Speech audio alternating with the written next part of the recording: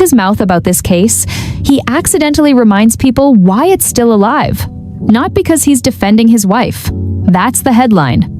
The headlines are always noble, aren't they?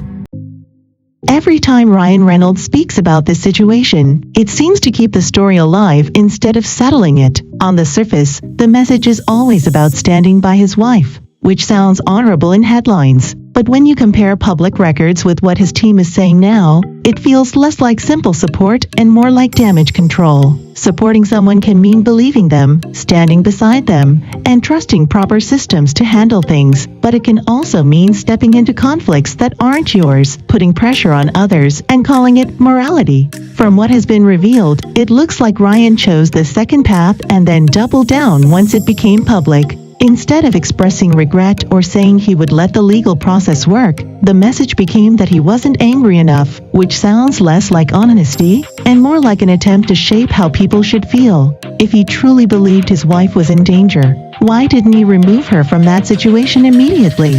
Why keep her on set while launching private campaigns and worrying about public narratives? That doesn't look like pure concern. It looks like image management. The tone of the messages, filled with insults and carefully crafted anger, doesn't reflect a calm, protective partner. It sounds like someone obsessed with control and perception. As more people get pulled into this, from agents to executives to other celebrities, it starts to feel less about proving facts and more about crushing the other side socially. If the Klings were strong on their own, they wouldn't need celebrity pressure to make them believable. Industry insiders are now questioning whether Blake's reputation has been damaged, even after a successful movie, which shows how serious this has become. Instead of enjoying success, the situation turned into a long-running PR mess. When someone is confident in the truth, they usually present evidence and let it speak. They don't over-explain, rehearse every line, and manage every angle. Real concern focuses on clear incidents and proper reporting, not on organizing social exclusion and calling it proof. Meanwhile, Justin's legal team is responding in a straightforward, legal way, which tends to feel more credible in court. Unsealed messages are powerful because they show real tone and intent, not polished statements. And what they reveal looks like a deep focus on control of credit, blame, image, and narrative.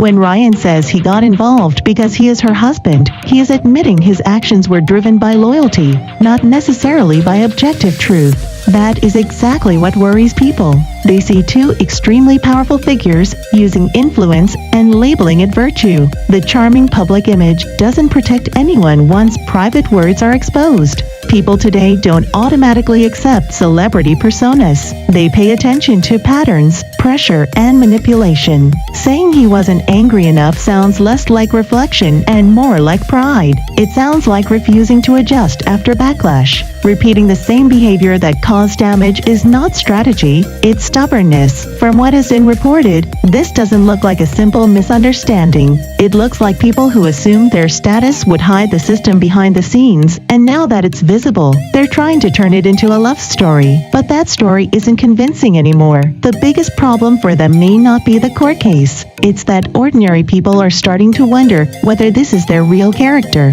And once that doubt takes hold, no statement, no matter how emotional or loyal it sounds, can easily erase it.